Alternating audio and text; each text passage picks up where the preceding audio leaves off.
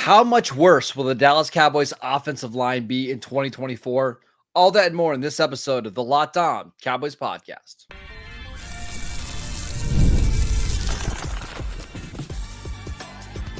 You are Locked On Cowboys, your daily Dallas Cowboys podcast. Part of the Locked On Podcast Network, your team every day. Welcome back to the Locked On Cowboys podcast, part of the Locked On Podcast Network, your team every day. We'd like to thank you for making us your first listen of the day.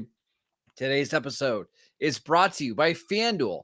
Make every moment more. Right now, new customers can get $150 in bonus bets with any winning $5 bet. That's $150 that you can use on anything with any winning $5 bet. Just visit FanDuel.com/lockedon to get started.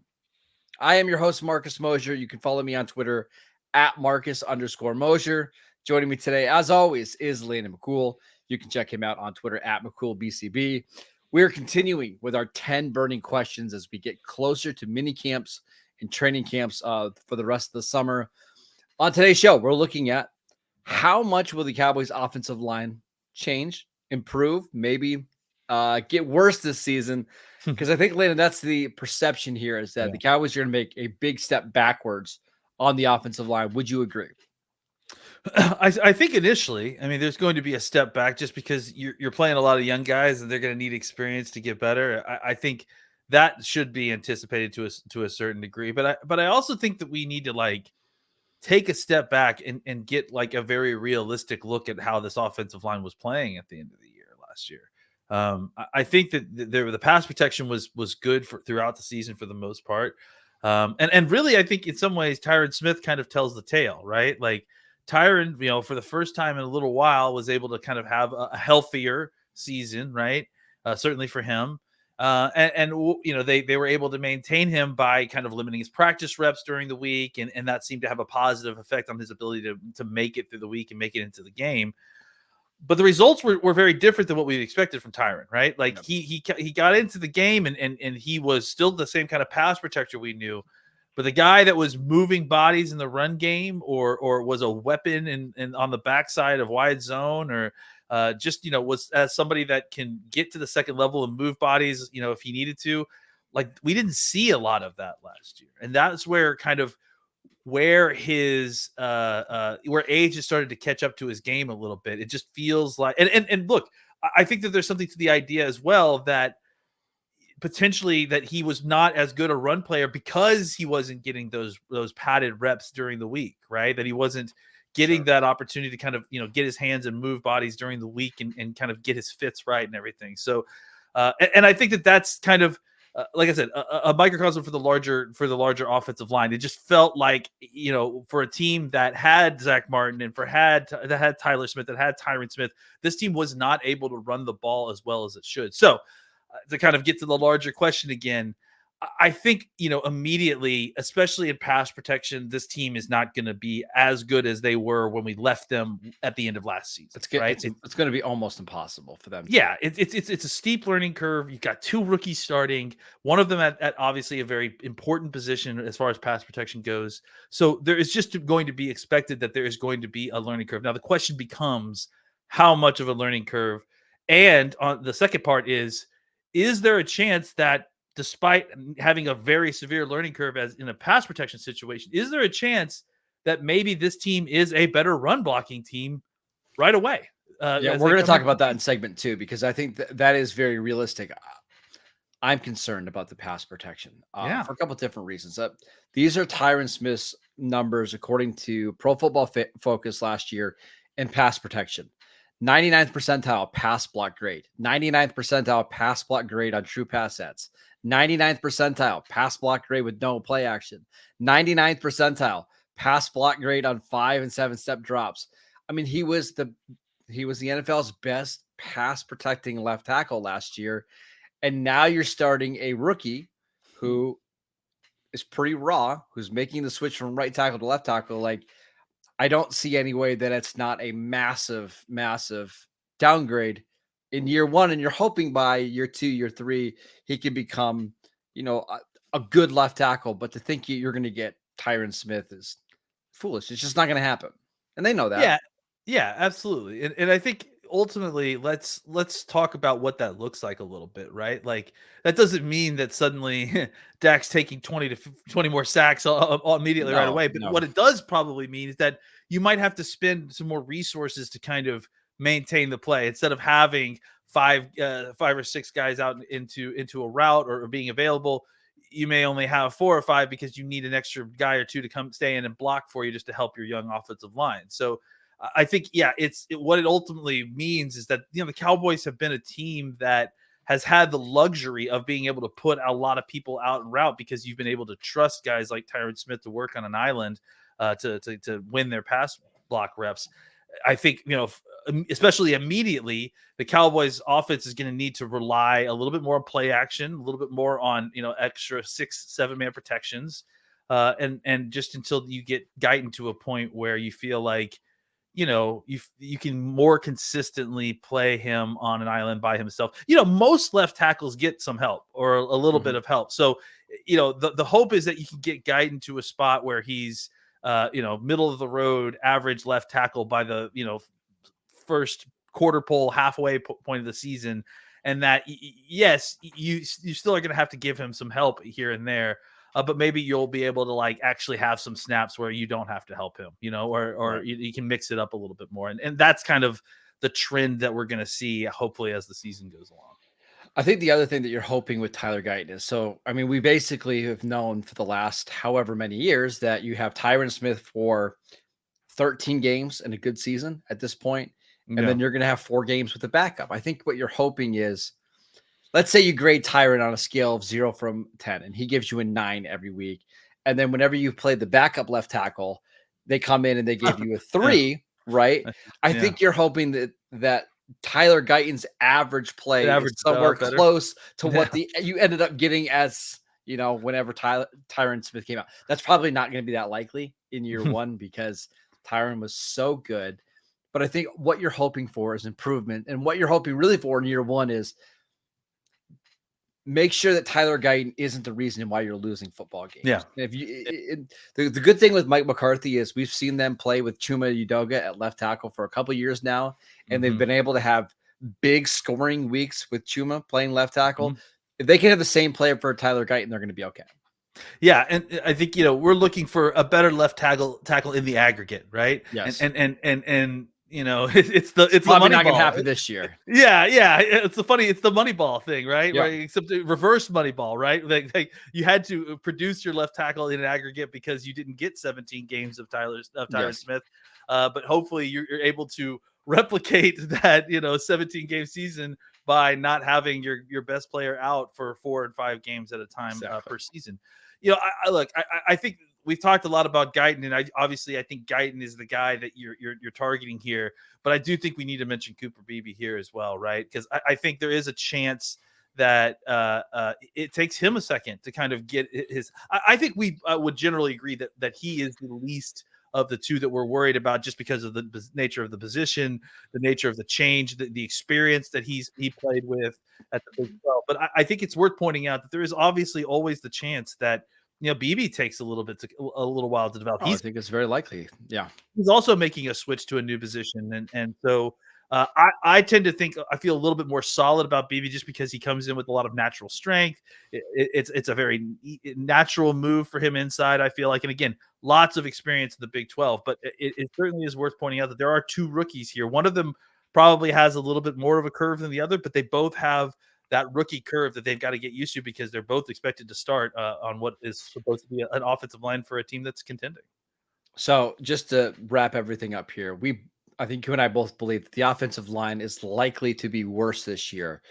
However, if they're going to be better, it's probably going to be in the run game. Let's discuss that further next. This episode is brought to you by FanDuel. It's winner take all time in the NBA and in the NHL, and FanDuel is giving you a shot to bring home a big win of your own. Right now, new customers can get $150 in bonus bets with any winning $5 bet. That's $150 to bet on spreads, money lines, player props, and more. I mean, I know Mavs fans, I know you don't want to look at it yet, but go check out maybe the NBA Finals championship odds and see what those are looking like, because this thing looks like it's going to be over probably in 4 games. So that's really exciting for our Mavs fans. Go visit FanDuel.com/LockedOn and make every playoff shot count with FanDuel, America's #1 sportsbook. Welcome back to the Locked On Cowboys podcast. Are you watching Fox Sports or ESPN on your TV all day? Are you having to turn down the volume because of all that shouting? Make the switch to Locked On Sports today, a free 24/7 sports streaming channel program for you every day to bring you the biggest stories without all that screaming. Locked On Sports Today brings you can't-miss analysis, opinions, and news, streaming 24/7 on YouTube or on the free Amazon Fire TV channels app, part of the Locked On Podcast Network, your team every day. All right, Landon, so if the Cowboys offensive line is going to be better this year, what needs to happen? Yeah, I mean, the run game is going to need to take a significant step forward, and I think just to kind of supplement the pass game the way that we just discussed, right? Just to kind of give the opportunity to the pass game to have a little bit more success as these young guys kind of learn, what it is to be an NFL player and how to take on NFL pass rushers. Offensive line, there's a reason that they want to run the football. They want to attack. They want to come downhill on these guys. They want to beat up on them a little bit. And it's hard to play backwards at all the time, right? And that's why, one of the difficulties and why you don't see teams, despite obviously the EPA difference, throwing the football all the time, every single snap, is because it's a difficult ask for these guys to try to move backwards and take these guys on. So I think, clearly this team has made a commitment to try to improve the run game. And I think that commitment is going to help solidify things on the offensive line as well, right? If they can kind of tenderize defensive lines a little bit, it's going to give them a better chance the fourth quarter, third quarter, and they have to throw the football. So I think the guys that they got on the line, especially with Cooper Beebe inside, I think there's a little bit more power in the middle, a little bit more strength up front. And I think that, that is where they're going to have to rely on their skill while they're trying to become better at pass protection, because that is where they're going to be able to, hopefully take advantage of some of these teams. And that will open things up for getting Dak out of the pocket, the rollout game, the play action game, the bootleg game, all of those things, moving pockets, opportunities for 12 personnel and throwing from those packages that gives you more blockers in line. All of that kind of cobbled together is going to give more easier opportunities for the pass protectors to deal with their pass rushers, as opposed to just lining up in shotgun spread. Hey, you've got this guy one-on-one. Good luck, buddy. I think, they'll have to do some of that, because that's obviously a big part of what the Cowboys do and what makes Dak special at times, especially the 2-minute drives at the end of the half in games. But I think that you're going to see more 12 personnel. You're going to see more run game stuff, just as a way to give better looks for Dak without having to, have 7-man protections every single time you have him drop back to throw the football. Yeah, and I think there are some other spots that they could just be better. I think Terrence Steele's one, right? Terrence Steele's grade in the first 10 weeks of the season was a 35, according to PFF, a 35. Now, the final from week 10 on, it was a 59.7. That's still not great. That's still below average from what we saw from him in 2022, but significantly better. He just got much better as the year went on. Okay. So healthier, healthier now that he's a full year removed. I expect the baseline to be what we saw in the final 2.5 months of the season. The other spot that they could improve in, and we haven't talked about this player really at all this offseason. What if Tyler Smith takes another step? Now, last year was his first year playing guard for the entire season. Yeah. For the entire season, right? And he was an all-pro guard in year one. Now, how much better can he realistically be in year 2, year 3 overall, but year 2 at guard? I don't know. But what if he becomes even more consistent and more dominant, and you base your running game, maybe trying to run more inside stuff, inside zone, because he's such a good run blocker. I think that's interesting. The last one is, we mentioned Tyron Smith before. Tyron Smith was an amazing pass blocker last year. but the run blocking stuff was pretty below average. From weeks 13 on, he had a 51 run block grade, which was among the worst in the NFL among starting left tackles. I'm not saying that Tyler Guyton is going to be better as a run blocker, but he could be. It wouldn't be totally shocking to see him be a better run blocker in year one than what we saw the last 2 months from Tyron. I mean, I hate to be like this, but it wouldn't be hard. Tyler Smith really did struggle a lot. Tyron Smith really did struggle a lot especially at the end of the year, trying to get people moved off the ball. I mean, look, I think we all remember how frustrated all of us were with the run game at the end of the year last year, right? That nobody was getting moved off the ball. The Cowboys were not able to run the ball when they needed to run the ball. And I think about the Buffalo game. Think about some of the late season games where you really could have used a good run game, and you felt like you had the offensive line to do it, but they weren't moving people. They weren't moving bodies. So, well, do you know who also factored into this? This is the one that's a little scary to me. Zach Martin from week 10 on had a 63 overall grade and a 52 run block grade. Now, Zach was dealing with a lot of injuries that he was clearly just playing through. Specifically a knee that was really bad. Yes. Like. Now, I think the hope is that he's going to be healthier this year. He'll be 34 at some point during the season. So he's getting older. But as long as he's relatively healthy, I don't expect him to perform that poorly as a run blocker this season.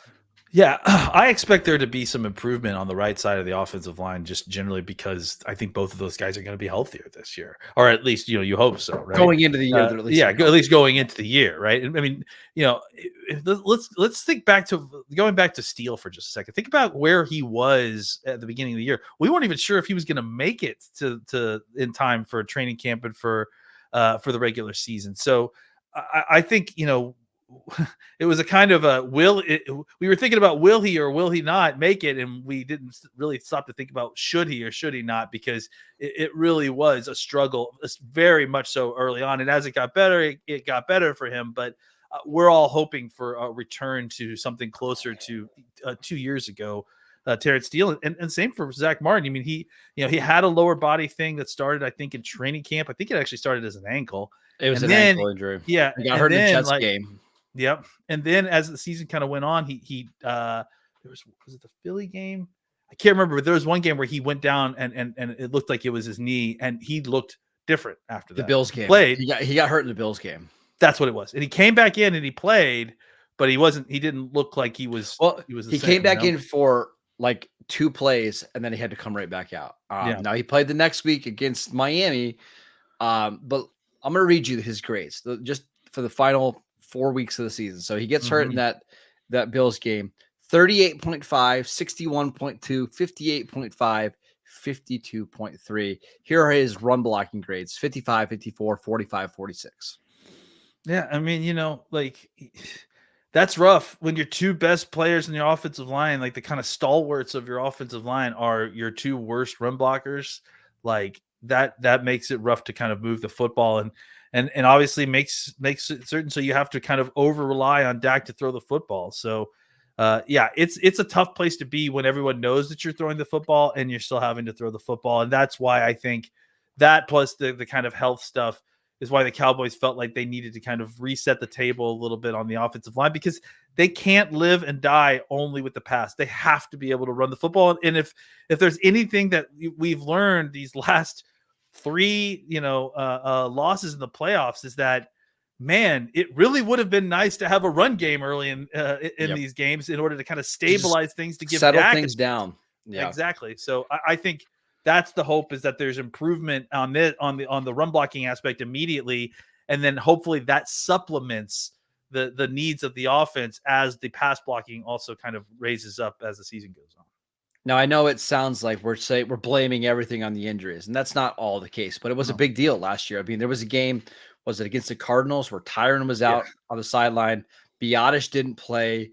You had Zach Martin missed that game because he got rolled up in the Jets game. Like, most of their offensive line was banged up at least one point in the season, right? Tyler Smith didn't even start the season, right? Because he had the hamstring injury. So They were just a mess in terms of injuries across the board. And I think that's why one of the plans was just to get younger on the offensive line. Typically, younger guys can stay a little bit healthier, and hopefully that can help. And don't leave practice. I mean, that Arizona game, what specifically was so bad is that you lost Zach Martin. I think it was like in the Saturday before the game. You know what I'm saying? And that's the kind of thing that can happen with some of these veteran guys, right? As they're old and they pull something. So yeah, the hope is that you would get a little bit younger, maybe get a little bit more consistent, as in on the field, consistent play. All right, let's talk about the long-term outlook of this offensive line, because we know that they're in a bit of a transition here. What are the plans for 2025, 2026, and beyond? We will get to that next. This episode is brought to you by Gametime. Gametime makes getting NBA Finals tickets even faster and easier. Prices on the Gametime app actually go down the closer that it gets to tip-off, with killer last-minute deals, all-in prices, views from your seat, and their lowest price guarantee. Gametime takes the guesswork out of buying NBA tickets. You can save up to 60% off buying last-minute tickets for sports, concerts, comedy events, theater events near you, and save even more with exclusive in-app deals on select seats ahead of the game or the event. And you can save even more when you choose a section and let Gametime choose your exact seats. Take the guesswork out of buying NBA Finals tickets with Gametime. Download the Gametime app, create an account, and use promo code LOCKEDONNFL for $20 off your first purchase. Terms apply. Again, create an account, redeem promo code LOCKEDONNFL for $20 off your first purchase. Download Gametime today. Last minute tickets, lowest price guaranteed. Welcome back to the Locked On Cowboys podcast. We are discussing the biggest questions going into the 2024 season for the Dallas Cowboys. We're talking about their offensive line, but I want to look at the long-term outlook of this offensive line, because obviously Tyler Guyton is going to be your starter at left tackle, assuming everything goes well there. Tyler Smith at left guard. The hope is Cooper Beebe at center. But I think the future of this right side of the offensive line is interesting. There's no guaranteed money left on Terrence Steele's deal after the 2024 season.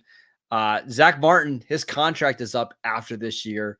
What do you think the plan is for that right side of the offensive line moving forward? Well, I think the good thing about the Cowboys offensive line, look, we've been talking kind of in sort of dire tones a little bit with this, but one of the positives about this is that with all the additions that they made in the draft, this is suddenly a very deep offensive line. There is lots of players that have NFL experience, that are young, that are still have some upside, still have some room to grow. And guys like TJ Bass and Brock Hoffman and Matt Waletzko and Terrence Steele and Earl Bostic, these are all guys that we've seen. And Austin Williams, man, I do not want to forget mentioning Austin Williams, because I really do. Austin Richards, I'm sorry, because I do think that he's a guy that he could really be an important part of this offensive line. We haven't really mentioned him very much this offseason. So there are some guys that are younger that have gotten some experience because of the injuries we talked about last year, right?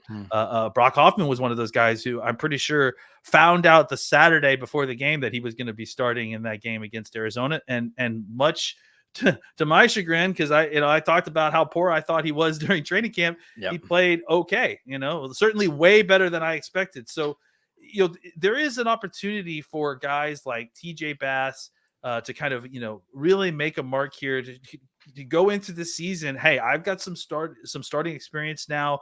I'm going to go in as probably the swing interior guy. Maybe there's some opportunity, especially with Zach Martin, a little bit older. Maybe there's some opportunity for me to get in there at right guard and get some snaps, if there's a blowout, or if Martin twists an ankle or something, and get some more snaps. And then, the thought is maybe you can get one of these guys, TJ Bass, Austin Richards, Matt Waletzko, to like rise up to the level that you need to kind of be a replacement for these guys on the right side. I think Bass, to me, seems like the clearest guy that I feel like is within striking distance of becoming a starter player right now, right? Probably. But I think a good offseason by Richards or Waletzko, they could be in this conversation as well, especially at right tackle. So I think the Cowboys have some options in-house that they're going to kind of develop this year. But then, if that doesn't work out, obviously it's always good to have more. And so there shouldn't be any shame in kind of having to turn around and maybe draft a right tackle if you need one. If you don't feel like, well, let's go Richards or where you need them to be, you can still use those guys as solid backups. But I think the clear thing here is that really the only people that are kind of guaranteed to be on this offensive line beyond this year is the 2 rookies, because obviously they just got drafted, and Tyler Smith, and anyone outside of that, Martin's got his contract's going to get complicated as well as his age. If Steele doesn't bounce back the way he needs to, then there may not be a ton of patience there. So it will be interesting to see what that right side looks like in 2025 and beyond. I just hope that Hoffman and Bass can play well enough in training camp and in the preseason, and whenever they're called upon, to give us the ability to have some interesting conversations about the offensive line. Like, for example, let's say that Steele just is not able to get back to the level that he was at 2022. And it's just so clear that Hoffman and Bass deserve to be starters. Like, they've taken their game to that level. Like, now we can have a conversation like, hey, do they kick Tyler Smith back out to left tackle, move Guyton over to right tackle, and now you've got Brock Hoffman and BB and Bass as your interior guys? I think that's a little scary, but like, hey, that would be the best case scenario. It's like, we've got to find a way to get all 5 of these guys on the field. Again, I think it's a little bit of a pipe dream. If one of those guys can kind of make that next step, that's fantastic. And if you only have to replace one offensive lineman in the offseason, you can do that. But I'm not going to rule it out. I mean, it seems like Hoffman and Bass have both had excellent off seasons. I'm really encouraged about their development going into year 2 here. Yeah. I mean, like I said, I think we just weren't sure exactly what we were going to get starter wise before we drafted these guys. Right. Because we felt like we liked Bass, and we felt like we liked at least what we saw from Hoffman and some of these other guys, but it wasn't enough to be like feeling confident about them as starters, going into the season. Right. With these rookies, like, now you get them in a kind of an appropriate spot. You give them the opportunity to develop another year to kind of slow roll into those roles a little bit. And I think that it's the timeline on the offensive line makes some sense, right? Like, you have guys that are your clear veteran starters, and then you got a couple of guys that you're still wishing that would get another year or so of development before they're going to have to be able to kind of fight for those spots. So I will say that as opposed to some of the other spots on this team, the offensive line does seem to have kind of a very clear plan on succession, right? And if they don't, then they can obviously always go out and draft somebody else. But I do think that you feel confident that if the rookies can kind of develop a little bit as the season goes on, that this offensive line, as it is currently constructed, could potentially be on its way to better than it was last year. And if you want to continue that, beyond into 25, 26, you got to figure out Zach Martin, you got to figure out Terrence Steele, but at least you're set up in a good spot that if either one of those guys were to leave, retire, or whatever, you've got names, you've got people that you like, that you feel like could develop to the point where they could compete for those spots if they needed to. All right, that is it for today's show. We want to thank you for making Locked On Cowboys your first listen every single day. Every dayers, we've got a very special show tomorrow. We've got Trevor Sikkema from Pro Football Focus to discuss Dak Prescott, because he had a very interesting ranking of Dak Prescott that we are going to break down. So make sure you guys are tuning in for that. Go download the podcast wherever you get your podcasts. We are free and available on all platforms. Follow Landon on Twitter at McCoolBCB. I'm at Marcus_Mosier, and we will see you right back here tomorrow.